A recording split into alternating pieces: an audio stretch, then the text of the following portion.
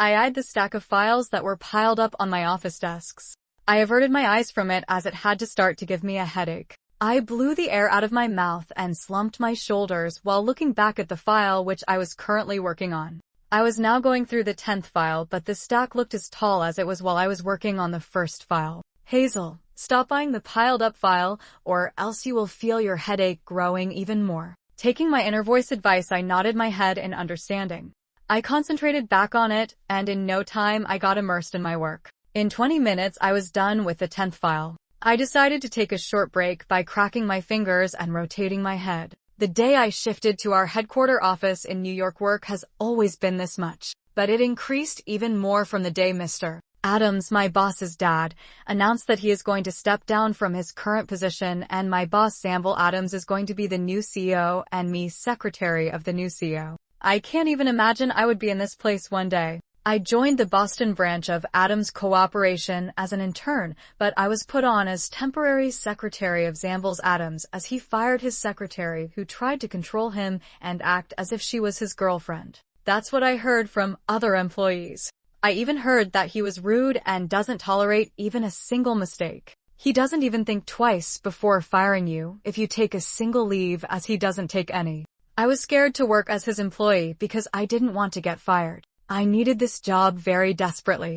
I had a family to take care of, so I couldn't lose my job, which I got after many difficulties. It was not easy to get a job in Adams Cooperation, and I got in as my professor recommended me, as I was a hardworking and a great student of my university. So I gave an interview and I got selected. It was the happiest day of my life. I'm always going to be thankful to my kind professor because of his help while I was standing here. I enjoyed working here, but when I joined as Zamble Adams' secretary, I used to work like my heart was in my throat, trying hard not to make any mistakes until he found a new secretary.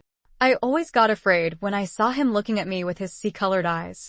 I have seen many men who made me feel fear, but his gaze had dominance and authority which I have never seen before. He was cold to me in my initial days, but as he saw my work he got impressed by me, and he made me his permanent secretary. I was over the moon as my salary was going to double. Slowly I started to understand he was a very caring man. Even if he shows his cold face to you, inside, he has a very soft heart who doesn't know how to express his feelings. Whenever I saw him staring at the portrait of a beautiful woman with long brown locks in our old office, I could see love, adoration, and longing. I knew he was a man who had lots of love in his heart, but didn't know how to convey it. For the past 2 years, I have been working as his secretary, and I can say I know him very well. I was beyond shocked when he asked me to come and join him as his secretary in New York. It was hard for me to move out, leaving my mom and younger brother. I knew I have to take this job for our better future, but I had never stayed away from them, and on top of that my younger brother was soon going to leave home to go to college and mom will be alone. I didn't want that, but they encouraged me. My mom was always the person who taught me to be strong and keep moving in my life, and she said she would be sad if I left this golden opportunity for her. She said I have been working all my life for them, but this time she wanted me to work for my future. Their encouragement gave me the courage to come here for my future. I looked out of the transparent glass wall to find lots of tiny people walking on the street and some cars and buses. I slumped back into my rotating chair and kept looking out of the transparent glass. I was seated in the biggest skyscraper in New York. I never imagined I would be sitting here one day. The past and my present are two different lives a person could live. At a very young age, I knew the more I worked hard, the luckier I became. So I kept this in mind and kept working. I took a deep breath to fill my lungs with the fresh air of achievement. I was proud of myself that I chose to be different and work hard to be in this place. I heard my office phone ringing. Taking one more deep breath, I took the phone, and I was greeted by my boss's little stressed voice. If I say I have lots of work, he has lots of infinite work left to do. Are you done? We should leave now. It's almost time, he said in the same voice, but I could hear a little eagerness in his voice. Strange, I have never seen him being eager to go home this early. It was not even closing time. Back in Boston, he was the one who left the office late at night, and sometimes even stayed to complete imported files. Nope, I still have lots of work left, I said, trying to tease him even though I still had work left. I could do it tomorrow. Today we were going to his house for dinner as his mom had invited me. You can do it later. We are leaving now. Wrap it up fast and meet me at the elevator, he said with the same eagerness in his voice. Zanvil, but I tried to tease him more, so I had a bit of idea behind his eagerness. I call him Zanvil because he doesn't like me calling him sir or boss. Our relationship was not only the boss and secretary, but good friends too. No if and but Hazel comes fast, he said in his boss's voice. Okay boss, I said and kept the phone back as I heard his grimy voice. As he asked me, I wrapped up everything and met him at the elevator. So, what's waiting for you at home? I asked as I saw him looking at the digital numbers on the floor while tapping his one foot as if he couldn't wait to go home. You will see it once we reach home, he said with a mischievous smile on his face.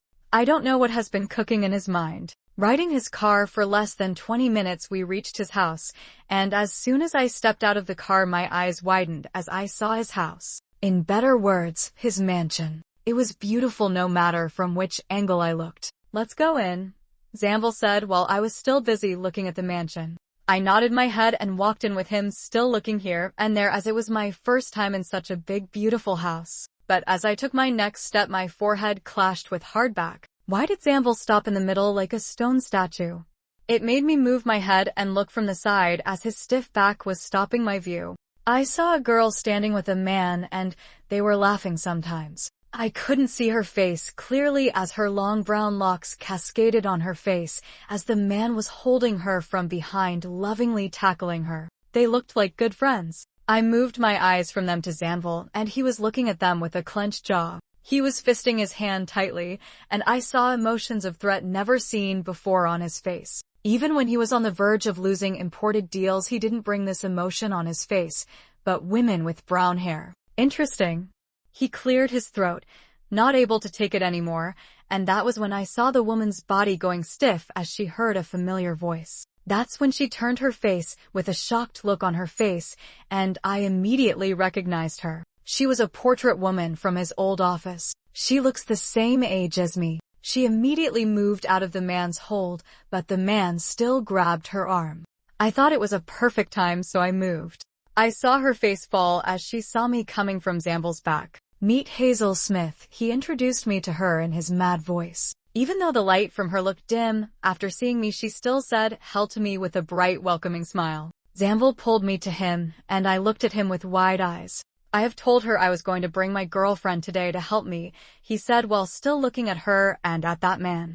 I moved my head in amusement as I found myself caught in between them, and soon his mom welcomed us. Now we're having dinner and his mom was talking to me. She was a nice lady and not like other snobrich women I met in my past. Zanvil kept looking at Jane with the same mad eyes and her glaring at him the time when she looked at him. Both were trying to show off, but I was not able to see her troubled expression on her face.